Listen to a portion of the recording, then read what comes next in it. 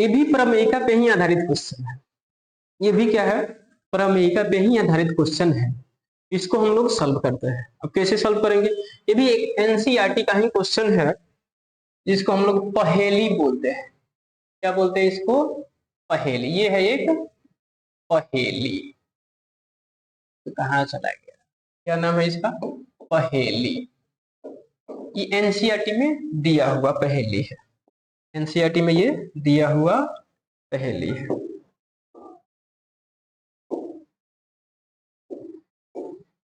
पहेली है।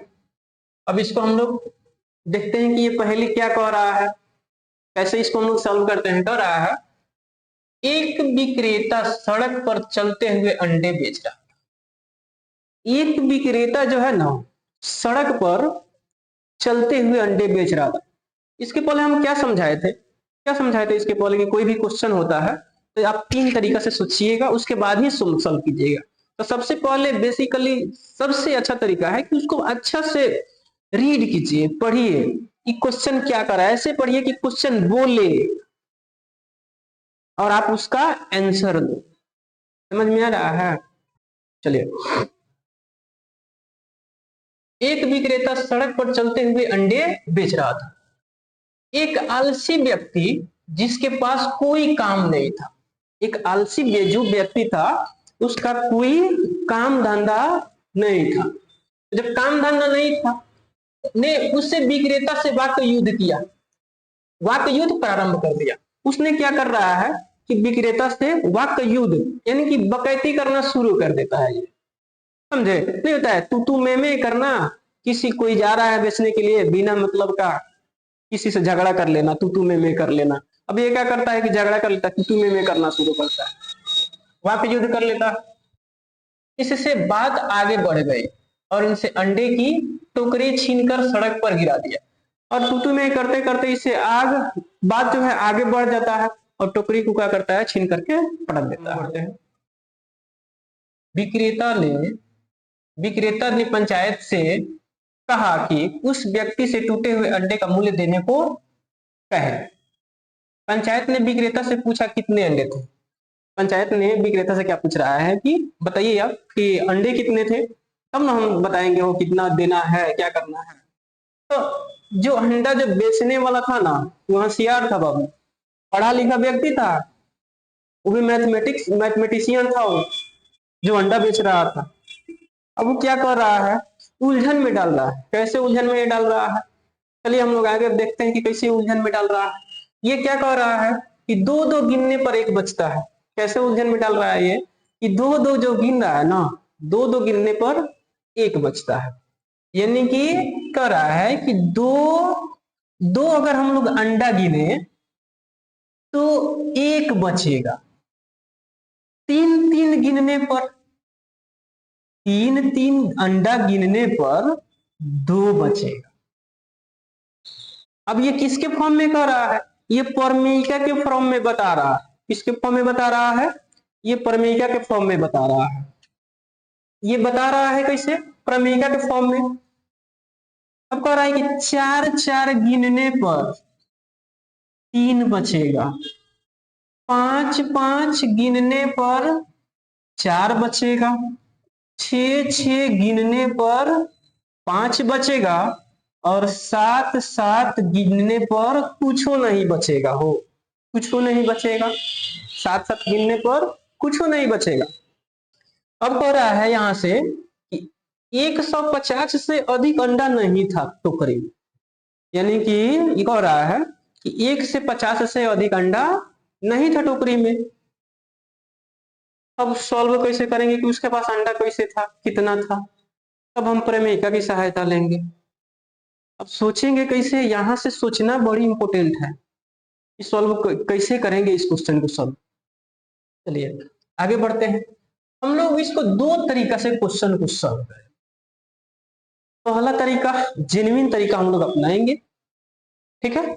जेन्युइन तरीका हम लोग अपनाएंगे पहले कि थोड़ा सा समय में हम लोग आंसर निकाल ले, एक पूरा टोटल कवर करके हम लोग समझेंगे कि ये क्वेश्चन कैसा होगा, सॉल्व कैसा होगा, ठीक है। हम लोग क्या करेंगे, ये सबका जितना दिया है सबका एलसीएम निकालेंगे। क्या 1 2 3 4 5 का हम लोग क्या करेंगे, एलसीएम निकाल लेते हैं। क्या करते हैं, एलसीएम निकालते हैं। तो कितना हो जाएगा एलसीएम, एलसीएम यहां से निकालिए। दो, एक तो नहीं लिखाएगा, 3 4 5, यहां से 2 से लगाइए, 1 3 2 5, गुना कर दीजिए। अब तो कटने वाला है नहीं, तो 2 गुने 3 गुने 2 गुने 5, ठीक है। 3 दूना 6, 6 दूना 12, 12 पचे 60। एलसीएम कितना आया, एलसीएम आया 60। एलसीएम कितना आया 60। तो हमको ये क्वेश्चन क्या कह रहा है, 1 से 50 से अधिक नहीं था, तो इसका मतलब है कि इससे 2 से अगर हम गुना कर दे तो भी ये बराबर एलसीएम के ही बराबर आएगा 120। अगर 3 से गुना कर दे तो 180 आ जाएगा। यानी कि अंडा की संख्या जो है या तो 1 से 80 के लगभग होना चाहिए, नहीं तो 120 के लगभग होना चाहिए, नहीं तो 60 के लगभग होना चाहिए। अंडा कितना होना चाहिए, या तो 60 के लगभग, नहीं तो 20 के लगभग, 120 के लगभग आसपास में आएगा। देखो यहां से समझेंगे कि या तो 60 के आसपास आंसर आएगा, नहीं तो 120 के आसपास आंसर आएगा, नहीं तो 180 के आसपास आंसर आएगा। यानी कि थोड़ा उसके आसे पास आएगा। 180 तो ज्यादा हो रहा है और 60 बहुत कम हो रहा है, तो हम लेंगे 120। कितना लेंगे, 120। और इसका डिफरेंस कितना है, एक एक का डिफरेंस, कितने का डिफरेंस है, एक एक का। तो एक हम क्या करेंगे, यहां से माइनस कर लेंगे, तो 119 हमारा आंसर निकल के आ जाएगा। ठीक है, तो ये पहला तरीका था, ये पहला तरीका था क्वेश्चन को सॉल्व करने का। अब दूसरा तरीका हम लोग क्या सोचते हैं, यहाँ पे दूसरा तरीका हम बताते हैं इसको जेन्युइन तरीका बताते हैं, जो हम लोग एल्गोरिथम में यूज करेंगे। अब कैसे यूज करेंगे हम यहाँ पे, अब यहाँ पे सोचेंगे कि साथ साथ गिनने पर कुछ नहीं बचता है, साथ साथ गिनने पर कुछ नहीं बचता है। इसका मतलब ये हुआ कि 7 के टेबल में 7 का मल्टीपल जितना बार आएगा वही हमारा आंसर होगा। जैसे हम लिखते हैं 7 14 21 28 35 42 56 63 70, फिर यहां से 77 84 91 98 105 112 119 119 126 133 126 133।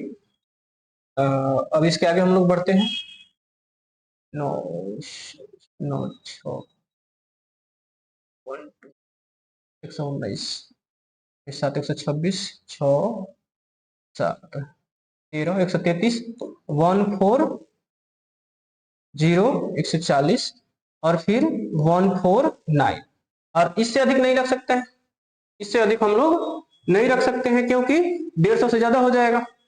अब यहाँ पे हम लोग ये सोचते हैं कि यहाँ पे तो कह रहा है कि अगर 2 से मल्टीप्लाई हम किसी संख्या में कर रहे हैं, यानी कि 2 का मल्टीपल ले गए हैं, 2 का मल्टीपल, तो यहाँ पे कह रहा है कि एक शेष बच रहा है, यानी कि 2 का टेबल में जो जो संख्या आएगा वो इसका आंसर नहीं होगा।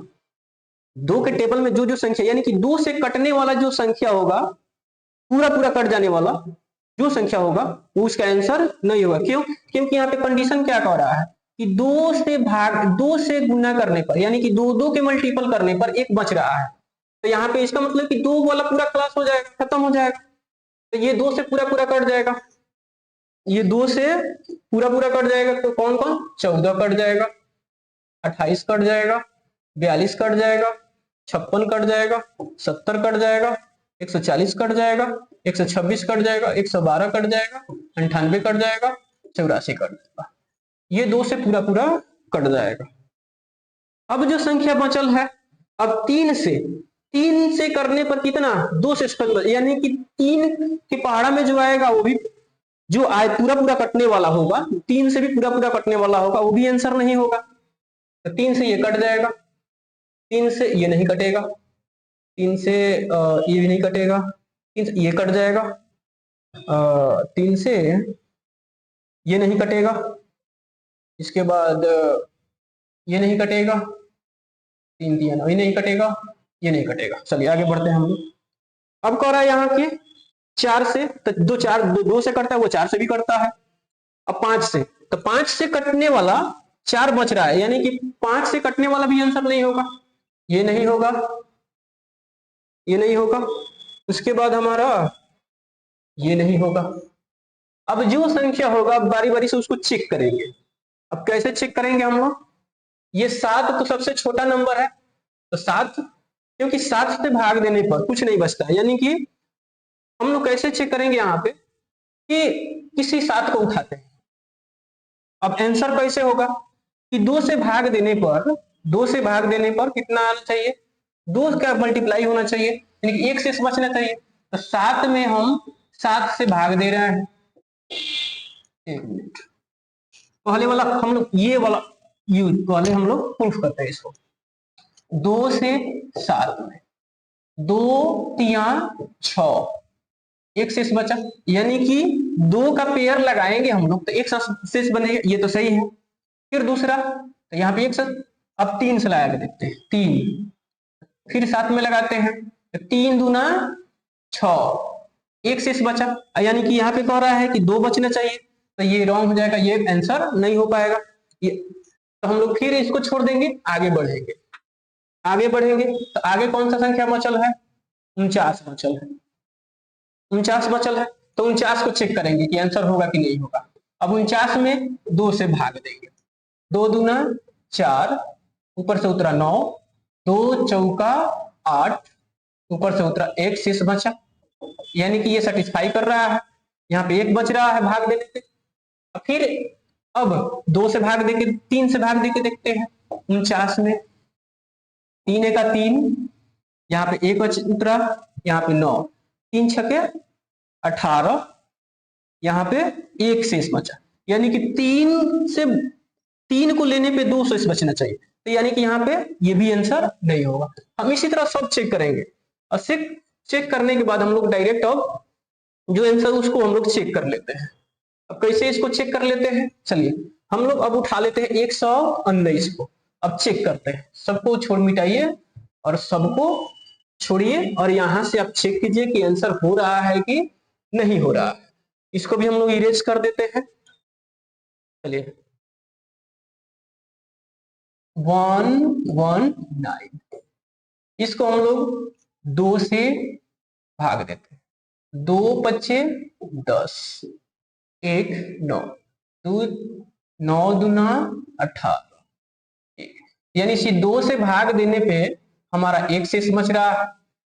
ये रूल ये तो सेटिस्फाई कर दिया कि 2 पर गिनने पर 2 गिनने पर 1 बचेगा, ये तो सही हो गया यहाँ पे। अब दूसरा कंडीशन कह रहा है 3 गिनने पर 2 बचेगा। अब 3 से 119, 3 तिया 9, 2 9, 7 8 तिरका 24, 9 तिरका 27, यहाँ पे 2, 3 गिनने पर कितना बच रहा है, 3 गिनने पर 2 बच रहा है, यहाँ पे 3 गिनने पर 2 बच रहा है, ये भी सही है, 2 बच रहा है। अब आगे हम लोग फिर बढ़ते हैं। अब कौन सा 4 को लेते हैं, 4 यानी कि 4 से हम लोग भाग देते हैं 119 में, 4 दूना 8, 8 3 11, 3 उतरा, 4 6, 9 चौका 36, 9 चौका 36, यहाँ पे बचा 3, यानी कि 4 ये भी सेटिस्फाई कर रहा है। 4 गिनने पर 3 बच रहा है, ये भी रूल सेटिस्फाई कर गया। अब 5 वाला रूल चेक करेंगे। 5 वाला रूल यानी कि 5 में हम लोग करेंगे 119, 5 दूना 10, 1 9, 5 तिया 15, 4, यानी कि 5 5 गिनने पर कितना आ रहा है? 4 बच रहा है, तो यहाँ पे 4 बच रहा है, सही है। अब हम लोग आगे बढ़ते हैं, 5 5 गिनने पर 4 बच गया। अब 6 6 गिनने पर, अब 6 6 गिनने पर कितना आएगा? और यहाँ से हम लोग चेक कर लेते हैं, 6 119 से देते हैं, 6 एका 6, 5 9, 9 छक 54, कितना बचा? 5 बचा। यहाँ पे शेष कितना बच गया? 5, यानी कि 6 6 गिनने पर कितना बच रहा है? 5 बच रहा है, ठीक है। और 7 7 गिनने पर कुछ नहीं बचेगा, तो अब 7 से देते हैं 119, 7 एका 7, यहाँ 4 और 7 सत्ते 49, यानी कि पूरा पूरा। तो ये रूल सेटिस्फाई कर रहा है, कौन सा आंसर? 119, यानी कि इसका आंसर क्या होगा? आंसर होगा इसका 119। कितना आंसर होगा इसका? 119, यानी कि टोकरी में कितने अंडे थे? 119 ही अंडे थे। अब आप लोगों को बहुत अच्छा से समझ में आ गया होगा। चलिए आगे हम लोग बढ़ते हैं।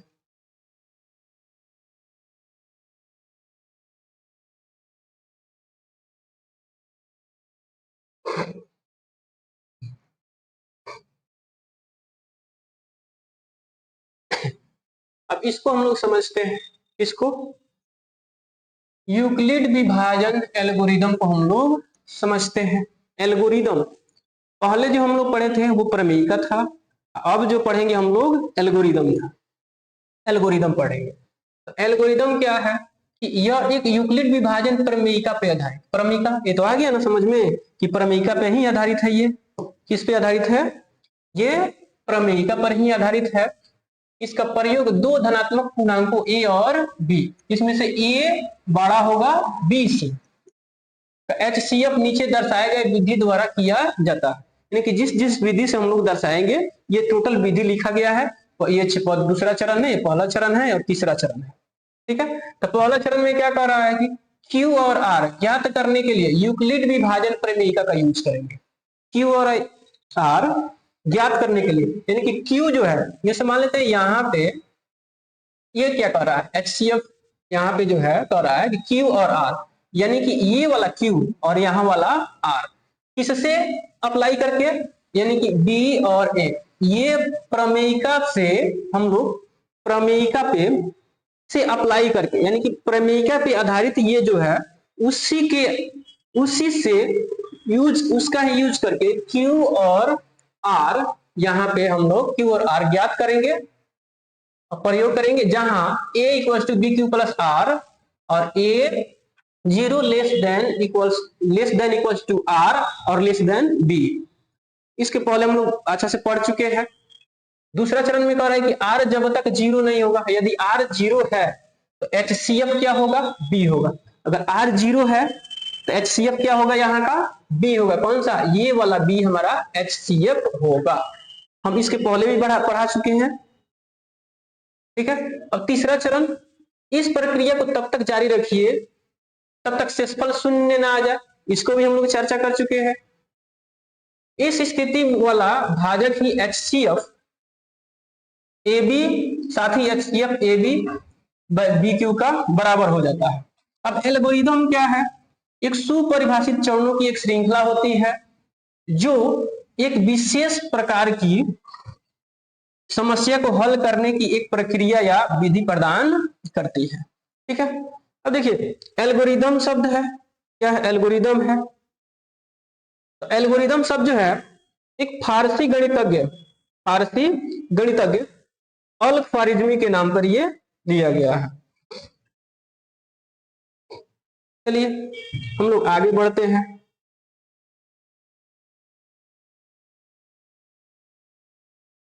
एल्गोरिदम शब्द कहां से लिया गया है? एल्गोरिदम शब्द कहां से लिया गया है? तो एल्गोरिदम जो शब्द है ना, एक फारसी गणितज्ञ अल-ख्वारिज़मी के नाम से ये लिया गया है। वो कहाँ के थे?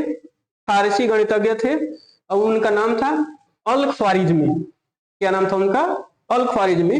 उन्हीं के नाम पर ये एल्गोरिदम शब्द लिया गया है। दूसरा आता है अलजेब्रा, ये थोड़ा सा मिसप्रिंटिंग हुआ है। अलजेब्रा जो है अलजेब्रा का भी ये जो वर्ड है वो लिया गया हिसाब अल जबर व अल मुकाबला, एक बुक है उसी से लिया गया है। समझ में आ गया? चलिए हम अब आगे बढ़ते हैं। अब इसको क्वेश्चन बनाते समय ये बहुत अच्छा से समझ में आएगा। अब हम लोग उदाहरण पे चलते हैं और अच्छा से हम लोग समझते हैं। उदाहरण लेके चलते हैं और अच्छा से हम लोग समझते हैं। ठीक है, चलिए यहां पे कह रहा है उदाहरण 1 में 40 52 12 576। उदाहरण 1 हम आप लोगों को सबसे पहले बता चुके हैं, आप लोगों को बताया है कि क्वेश्चन को 3 तरह से, क्वेश्चन को हम 3 तरीका से सोचते हैं। कैसे कैसे सोचते हैं देखिए हम लोग देखते हैं ध्यान से। 3 तरीका कौन कौन होता है सोचने का? क्वेश्चन में क्या दिया है, पहला तरीका। दूसरा तरीका, क्या पूछ रहा है, दूसरा। तीसरा, क्या चीज इसमें अप्लाई करेंगे कि आंसर आएगा। ये 3 ही तरीका सोचना है क्वेश्चन को। चलिए हम लोग पढ़ते हैं और सोचते हैं क्या दिया है। यानी कि 4052 यानी कि 4052, 40 52 यहाँ पे 12 576 का HCF यूक्लिड विभाजन एल्गोरिदम का प्रयोग करके ज्ञात कीजिए। अब एल्गोरिदम का प्रयोग करना है, किसका प्रयोग करना है? यूक्लिड विभाजन एल्गोरिदम का प्रयोग करना है, जो हम लोग पहले पढ़ चुके हैं कि क्या है एल्गोरिदम। अब उसके बारे में हम लोग को पढ़ना है। तो एल्गोरिदम जो है किसके प्रयोग करना है? एल्गोरिदम। तो यहाँ पे एल्गोरिदम में क्या है कि इसको जो बड़ा होगा उसको ए मान लेंगे 12 576, और जो इससे छोटा होगा हम लोग इसको बी मान लेंगे 405। ठीक है, ये जो दे दिया है उसको तो लिख दिए। अब क्या इसमें अब क्या पूछ रहा है? HCF निकालने के लिए पूछ रहा है। क्या पूछ रहा है यहाँ पे? HCF इक्वल्स टू व्हाट, यही पूछ रहा है। और क्या यूज करेंगे यहाँ पे? क्या यूज करेंगे देखिए बाबू ध्यान से। एक यूज क्या करेंगे? यूक्लिड विभाजन एल्गोरिदम यूज करेंगे। एल्गोरिदम क्या है? A equals to B Q plus R, ये हो गया आपका यूक्लिड विभाजन एल्गोरिदम। तो हम लिखेंगे पहले, क्या लिखेंगे देखिए बाबू। क्वेश्चन को लिखना कैसे है? जैसे दुल्हन को सजाया जाता है ना, समझ रहे हैं जो कह रहे हैं वो? जैसे दुल्हन को सजाया जाता है उसी तरह यहाँ पे आप लोग क्वेश्चन को सजा के लिखिएगा। बहुत अच्छा तरीका से लिखिएगा, तब जाके आपको एग्जाम हॉल में लिखिएगा तो नंबर आएगा, नहीं तो नहीं आएगा। अच्छा से लिखिएगा, आंसर सही भी होगा तो उतना अच्छा नंबर नहीं आ पाएगा आप लोगों को। ठीक है, मिलेगा थोड़ा सा कम नंबर मिलेगा। नहीं, इससे अच्छा है कि उसको दुल्हन की तरह सजा दीजिए, जो है फुल नंबर देके जाए। कोई दिक्कत? आगे बढ़े, चलिए चलिए यहाँ पे लिखिए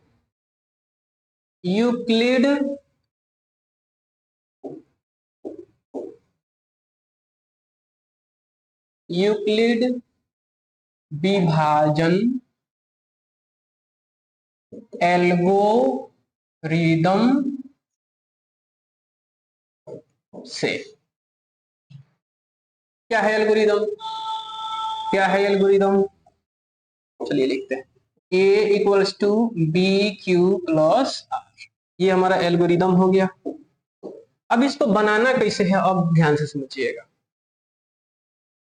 अब यहां पे चलिए 40 52 भाग दीजिए 12 576, 12 576 में भाग दीजिए।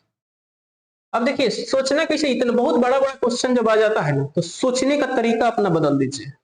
सोचने का तरीका कैसे बदलिए? जब तक सोचने का तरीका नहीं बदलिएगा तब तक क्वेश्चन सॉल्व फास्ट में नहीं हो पाएगा, कैलकुलेशन फास्ट में नहीं होगा। तो कैलकुलेशन फास्ट करने के लिए हम लोग सोचने का तरीका हम लोग बदल देते हैं, अपना नजरिया बदल देते हैं।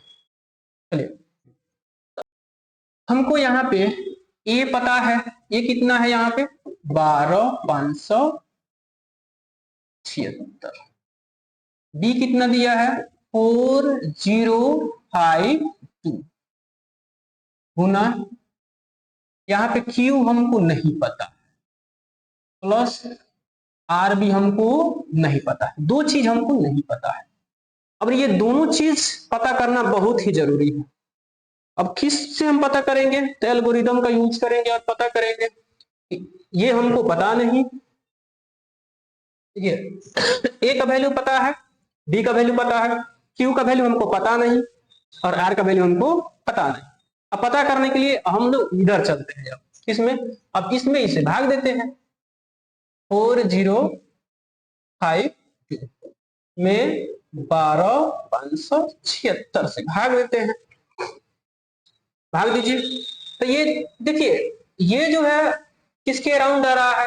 ये 4,000 के आसपास है, ये 12,000 के। ना 3 से लग जाएगा, 4 तिया 12, 3 से लग जाएगा। तो 3 दूना 6, 5 तिया 15 के 5, 5 3 से 0 में करेंगे तो 0 और 1 हाथ में का, उसके बाद फिर 4 तिया 12, माइनस कीजिए 0, ये हो जाएगा आपका 5 में से 7 में से 2, 5 गया 2, ये हो जाएगा 5 में से 1 गया 4, ये कट के 420 बच जाएगा। अभी हमको ये पता हो गया और ये दोनों पता हो गया, तो जो जो बचा है वहां पे हम लोग फिल कर देंगे। अब यहाँ पे क्या हम लोग फिल करेंगे? यहाँ पे जो फिल करेंगे, यहाँ पे ये 3 हमको पता हो गया और यहाँ पे 420 पता हो गया, कोई दिक्कत? अब यहाँ पे आर का जो मान है, आर का जो मान है, आर यहाँ पे 0 का बराबर नहीं आ रहा है। अब ऐसे प्रोसेस जो है ये तब तक हम लोग जारी रखेंगे, ये प्रोसेस जब तक जारी रखेंगे जब तक यहाँ पे 0 नहीं बच जाता, जब तक यहाँ पे 0 नहीं बच जाता। चलिए अब हम लोग आगे बढ़ते हैं, आगे बढ़ते हैं। अब देखिए यहाँ पे ये तो फिल हो गया टोटल, आर का वैल्यू 0 नहीं आया। अब इसको खिसकाइए, इधर लेके आइए 4052 बराबर, अब इसको इधर खिसका के लेके आ जाइए 420, और ये टर्म हमको नहीं पता है और ये टर्म हमको नहीं पता है, दो गो टर्म हमको नहीं पता है। तो ए का जगह बी से हम लोग इससे ए से भाग दे रहे हैं, क्योंकि हम लोग क्वेश्चन में पहले ही विभाजन प्रक्रिया के अर्थ में हम लोग पढ़ चुके हैं। अब इसमें इससे भाग दीजिए, किसमें? इससे इसमें भाग दीजिए। अब 420 में कितना से भाग देना है? 4052, 4052 कितना में करना है? 420 से। अब देखिए यहाँ पे 400, यहाँ पे 40, यानी कि 9 के आसपास में आएगा। 9 के पढ़ा 0 तक पढ़िए तो 0, 9 दूना 18, 8 और 9 18 और 9 चौका 36, 1 37, 2 ये हो गया 15, 8 7, 15 में से 8 गया तो 7, ये हो गया आपका 9 में से 2 ये कट गया 272 आया, 2 2 8 7 15, 2 1 10, 3 1 4, 272 आया। अब हम लोग आगे बढ़ते हैं। अभी हमको पता नहीं था, अभी हम लोग इसको फिल कर लेते हैं। यहाँ पे कितना फिल होगा? हम लोग भाग कर किए है ना, यहाँ पे 420, यहाँ पे क्यू की जगह पे कितना है 9, तो यहाँ पे हम लोग भर देंगे 9 और यहाँ पे भर देंगे 272, ठीक है। फिर यहाँ पे r नॉट इक्वल्स टू 0 आया, r का वैल्यू 0 नहीं आया। फिर प्रोसेस आगे बढ़ाएंगे, इसको यहाँ पे लिख लेंगे 420 को बराबर, अब ये 272 को हम यहाँ पे लिख लेंगे। अब देखिए ये यहाँ पे हमको पता नहीं और यहाँ पे हमको पता नहीं। अब फिर इसको पता करने के लिए हम चलेंगे इधर, क्या करेंगे? अब इसमें इसे भाग देंगे। अब 272 में 420 से भाग दीजिए, 272 यहाँ 420 है, ज्यादा आ जाएगा, 1 से आएगा, 272। 10 में से 2 गया 8, ये हो गया 11 में से 7 गया 4, और ये हो गया आपका 3 में से गया 148। कितना? 8 2 10 के 0, 7 4 11, 1 12, 1 1 2, 1 2 3 1 4। सही है। चलिए अब यहाँ पे हमको ये भी मिल गया और ये भी मिल गया। अब हम यहाँ पे बढ़ेंगे तो क्या लिखेंगे? क्षेत्रफल में Q के जगह पर हम लिखेंगे Q के जगह पर 1 और R के जगह पर 148। फिर यहाँ R0 नहीं आया, फिर हम लोग आगे बढ़ेंगे। अब क्या बढ़ेंगे? इसको इधर लेके आइए। 272 इक्वल्स टू अब इसको हम लोग यहाँ पे लेके आएंगे 148 इंटू। चलिए ये हमको पता नहीं है और ये हमको पता नहीं है, दो चीज हमको पता नहीं है। फिर हम लोग आगे बढ़ेंगे। क्या? अब इसमें इसे भाग दीजिए। क्या करेंगे हम? अब 148 में इससे भाग देंगे, 148 से भाग देंगे किसमें? 272 में भाग देंगे। 148 से 272 में भाग देंगे।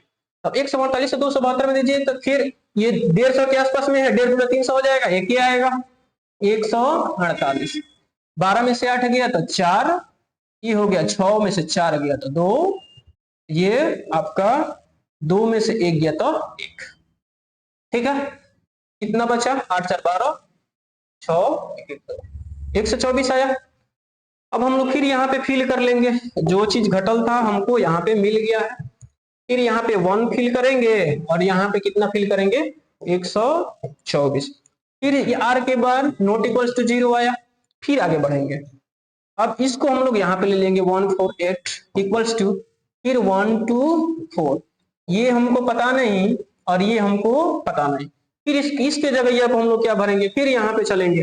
अब 124 में फिर 148 हम लोग भाग देंगे। 124 148 यानी कि 1 के अराउंड आएगा। 1 2 4, 8 में से 4 गया 4, 4 में से 2 गया 24 आया। तो यहाँ पे शेष बचा कितना? यहाँ पे आप लोगों का शेष बचा 24 और यहाँ पे आया 1। फिर R का वैल्यू यहाँ पे 0 नहीं आया। फिर आगे हम लोग बढ़ेंगे। अब 24 में 1 से 24 से देंगे, 24 में 1 से 24 से, तो 24 में 1 से 24 से देंगे, इसका मतलब कि ये 25 के आसपास में है। तो 25 बचे 125 यानी कि 25 5 से लग जाना चाहिए। 24 में 5 लगा के देखिए, 5 चौका 20 और 5 दूना 10 और 2 12, 120 आ रहा है। यहाँ पे 124 है तो 5 से लगाइए, 5 120 कितना आएगा? 4 बच जाएगा शेष। कितना बच जाएगा? 4।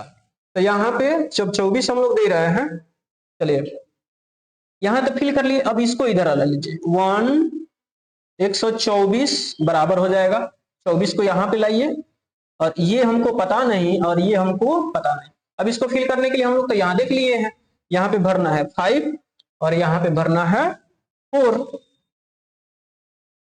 यहाँ पे हमको भरना है 5 और यहाँ पे भरना है 4। अब एक स्टेप और बढ़ेंगे। अब फिर क्या बढ़ेंगे? अब 24 को हम यहाँ पे लिख लेंगे, 24 इक्वल्स टू 4 को यहाँ पे लिख लेंगे। ये हमको पता नहीं और ये हमको पता नहीं। यहाँ पे फिर R0 नहीं आया है। जब तक R0 नहीं आएगा तब तक हम लोग अप्लाई करते चलेंगे। ठीक है, अब देखिए 24 में हम लोग 24 में कर लेंगे, 24 में 4 से देंगे। किसमें? 24 से 24 में 4 से दे, 4 छक्के 24 कट गया। अब यहाँ पे भरेंगे क्या? यहाँ पे 4 छक यानी कि यहाँ पे हमारा आ रहा है 6 और यहाँ पे आ रहा है 0। चलिए यहाँ पे आ रहा है 0, तो यहाँ पे आया 4, यहाँ पे 4 आया, यानी कि ये अब जो टर्म आ रहा है हमारा 4 यानी कि 4 जो आ रहा है, जब R0 आ जाएगा, R0 के जब बराबर आ जाएगा उसके जो बी के जगह पर जो होगा, जो बी के सामने होगा, यानी कि बी के जगह पर क्या है यहाँ पे, यानी कि बी के जगहिया पर जो हमारा है बी, बी के जगहिया पर आया है 4, क्या आया है 4, यानी कि हमारा HCF यहां से निकालेंगे तो HCF हमारा हो जाएगा 4। कितना हो जाएगा हमारा 4, HCF यहां से निकल जाएगा हमारा 4। आंसर हमारा हो जाएगा कितना 4, आंसर हुआ 4। एक इंटरेस्टिंग चीज आप लोगों को हम बताते हैं, वो आप लोग ध्यान से समझिएगा, बहुत ही इंटरेस्टिंग चीज है। चलिए, इसका तो HCF हम लोग बना लिए, आंसर भी आ गया। अब एक इंटरेस्टिंग चीज ये समझिए, यहाँ पे क्या है इंटरेस्टिंग चीज यहाँ पे, कि यहाँ पे इसका और इसका, यानी कि 12,576 और 4052 HCF, इसका HCF हम लोग निकालेंगे तब 4 आएगा। क्या आएगा 4 आएगा, यानी कि इधर जितना है 12,576 बराबर 4052, फिर यहां पे आया है, यहां पे देखिए ये टर्म और ये टर्म 4052, 4052 और 420 इसका, और फिर 402, 420 और 272, फिर यहाँ पे 272, 148, फिर यहाँ पे 148, 124, 124, फिर यहां से 124, 124, यहाँ पे आया है 24, फिर यहां से 24 और 4, 24 और 4। हम ये समझाना चाहते हैं कि ये दोनों का पेयर और ये दोनों का पेयर, ये दोनों का पेयर, ये दोनों का पेयर, ये दोनों का पेयर, ये दोनों का पेयर और ये दोनों का पेयर, सबका HCF बराबर होगा। HCF इसका बराबर होगा, दोनों को निकाल के देखिएगा तो HCF 4 ही आएगा। सबका HCF 4, सबका HCF 4, इसका भी HCF 4, इसका भी HCF 4, सबका HCF 4 आएगा। इसको निकाल के देखिएगा तो HCF 4 आएगा। 4 और 24 का HCF निकालिएगा तभी 4 आएगा आंसर।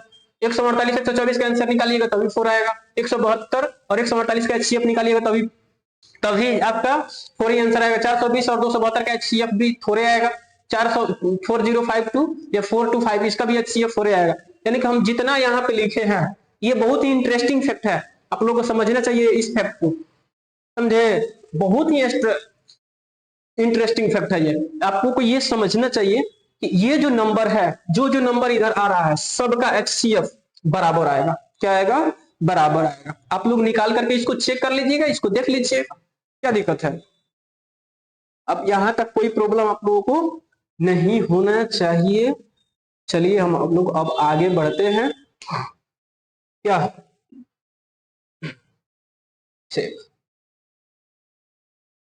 कोई दिक्कत अब यहां तक, अब कोई दिक्कत यहां तक नहीं होना चाहिए हमारे ख्याल से।